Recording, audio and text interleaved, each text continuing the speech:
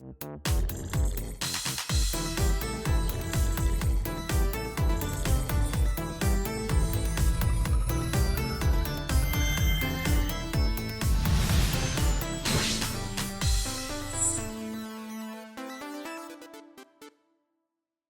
addition to Star Fox Zero's release, another Star Fox game is making an appearance. Its first, in fact. Star Fox Guard is a hectic puzzle-type game that has the player using a camera to shoot bots in a maze. But as you can probably tell, this is unlike any Star Fox game we've ever seen before. And I'm sure that you have many questions about this game. So hopefully, I'll answer most, if not all of these questions, with this review on Star Fox Guard.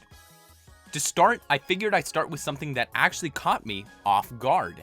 The story. Now, I know that the game's main draw is not the story, but the gameplay, but to my surprise, there's actually a storyline to this game. It starts out like this. During the war with Andross, a mining company called Corneria Precious Metals Ltd. is supplying the growing demand for weapons and robots. But while everything is going smooth, robots start attacking, and you've been hired by Slippy's uncle Grippy to help them out. The story progresses as you go through the game, trying to find out who is sending these robots. And yes, I know it's not exactly an award-winning storyline, but at least it's something, and I didn't really expect much anyway.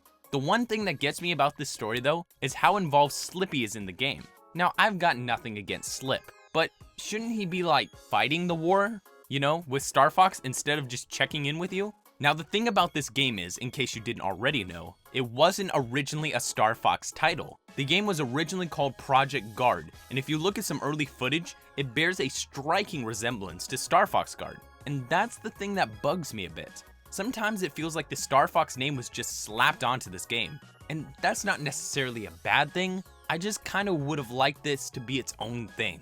Because all the Star Fox branding really did was add Slippy, some planets from the Star Fox universe, and a small story. Now let's move on to the actual big deal about this game, the gameplay.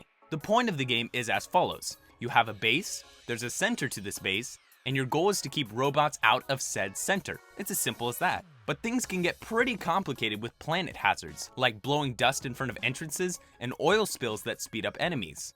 And that's not taking into account the over 25 robots to fight against, each with different traits. Now these bots come in two categories, Combat Class and Chaos Class. Combat goes straight for the center of the base, while Chaos typically goes around to the cameras to steal them, destroy them, or occupy them with false images. There's a lot of variety to these robots, which I think is really nice. Now, it can be a bit hard to keep track of enemies, but it does get easier as you play it. The difficulty curve ramps up pretty nicely, so for me, the levels were always beatable, but they definitely kept me on my toes. The game never seemed too easy for me, and it also never seemed too hard either, which is great game design. The main objective of a level is to destroy all of the Combat Class bots, and at the end, you collect all of the precious metals that were dropped by the robots that you've destroyed, as well as some extra for performing tasks, like sniping an enemy from afar, destroying a bot just about to attack the base, and or defeating all of the Chaos Class bots as well. These medals then will level you up to unlock special stages, special cameras, and other upgrades.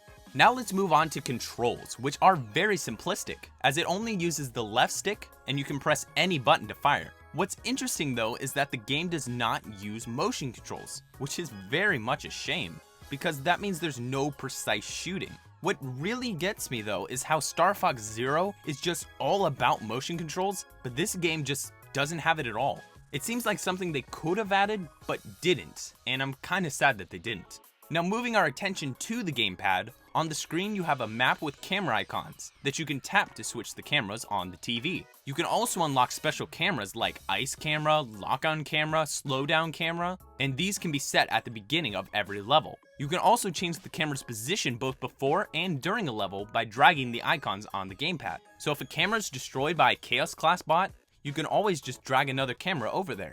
The level of customization in defending is really nice, and you don't feel locked into a specific placement. You have the freedom to basically change anything related to the cameras. During the game on this minimap, you also get the location of bots within your base, minus special bots that can't be seen on radar. One of the main things I like about this control setup is that I looked at both the TV and gamepad equally, making it one of the few games I've played that I've done that.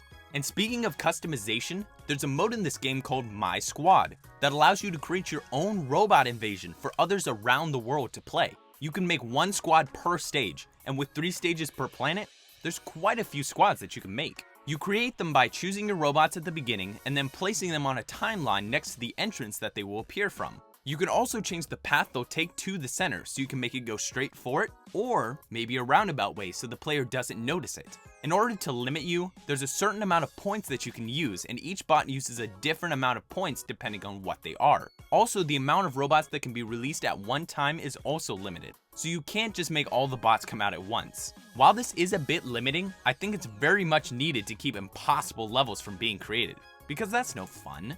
And as you progress through the game, you'll encounter more bots that you can use in your squads, and you'll unlock the ability to use more bots in a stage later on. When you're finished with your squad, you can upload it online for others to play, and if your squad beats the other player, you earn ranking points. If they win though, you lose ranking points. But no matter what, when someone plays your stage, you gain precious metals to level up, so there's a very good reason to make stages, so you can level up without even playing. To play squads that other people have made, you can choose World Rivals to play a random player, or you can search for a specific squad by ID. If you want to play on a specific stage with specific conditions, you can choose that by going to the stage you want to play on, choose Rival Squad, and then press Random or choose how big of a squad you want to face. It is a bit confusing, but it's not too bad once you get used to it. By doing this, you basically have an unlimited amount of squads to defend against, which definitely adds to this game's replayability. Now, I guess I should input my own personal opinion on this game. I have to say, I enjoy the game. It's fun, and that's really all I look for in a video game. But I can't play it for long periods of time. While the squads are varied, it's still just the same thing: protect the base from the bots. So I really think that this is more of a short burst kind of game, and there's nothing wrong with that. Some games like Star Fox Guard are more pick up and play type games, and I think we have a severe lack of those today. So it's good to see this game filling the void. But once again, this is just my personal opinion, and you could have a completely different view on this game, so keep that in mind. So this has been a Beta64 review of Star Fox Guard. Thanks for watching.